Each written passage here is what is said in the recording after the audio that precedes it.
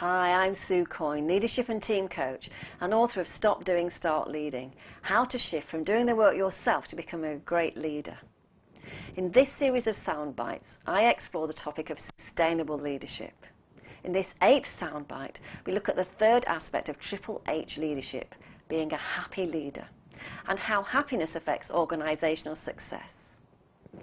Is happiness something we find externally? Many people have a tendency to believe that when we lose weight, earn more money, have the car, house or partner that we're dreaming of, we'll be happy. But often when we get whatever it is, the happiness is short-lived. This is illustrated by the fact that personal incomes more than doubled between 1960 and the late 1990s, but the proportion of people who describe themselves as happy remains stable at 30%.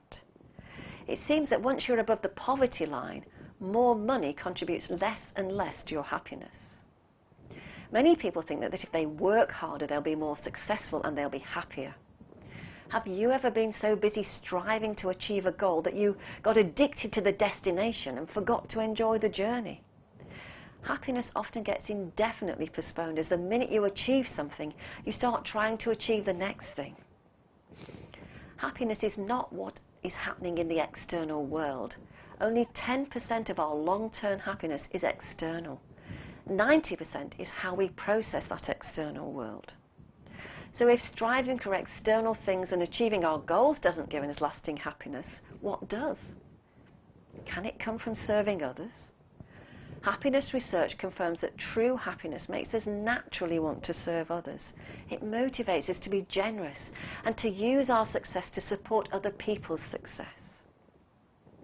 Is happiness something innate? The ancient Greeks defined happiness as the joy of moving towards our potential. This creates a very different picture of the connection between happiness and success.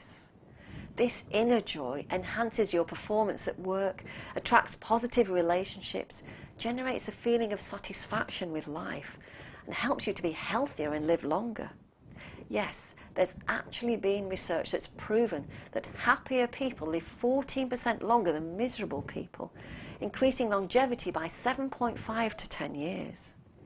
So how can you create inner happiness?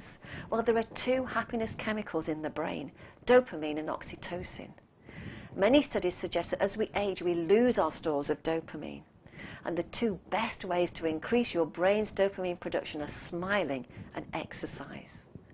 Ways to increase levels of oxytocin include hugging people, stroking pets, having a massage, watching romantic films, dancing, meditating, and making music, particularly with other people.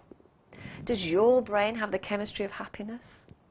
A study done by Richard Davison, a professor of psychology and psychiatry at the University of Wisconsin, showed that when Buddhist monks experience bliss when in deep meditation, the left prefrontal lobe of their brain above the left eyebrow showed increased electrical activity. The findings in this study suggest that bliss or happiness is not just a vague feeling, but a physical state of the brain. More importantly, this physical state can be deliberately induced. He calls it making a left shift. And many of the activities we've already discussed, including exercise, meditation and mindfulness, help to make a left shift. So how does happiness affect sustainable organizational success? The evidence shows that companies with higher than average employee happiness have better financial performance and customer satisfaction. As a leader, it's your job to contribute to the happiness of your people. And this starts with developing a happiness mindset. What makes a happy mindset is the belief that creating happiness for yourself is not self-indulgent, but a necessity, as it's a performance enhancer for you and those around you. If you choose happiness in the moment, everything we can test for improves: intelligence, creativity and productivity. So try this happiness tip. For 3 days in a row, when you wake up in the morning, write 2 emails or text messages praising or thanking someone. When you do this, you get great emails back and your brain thinks you're amazing for doing it. And you not only make others feel happy, but you feel happy yourself. Why? Because by doing this, you sense a social connection. And social connection is the greatest predictor of long-term happiness and also of how long we live. Are you leading in a sustainable way that ensures you and your people are thriving?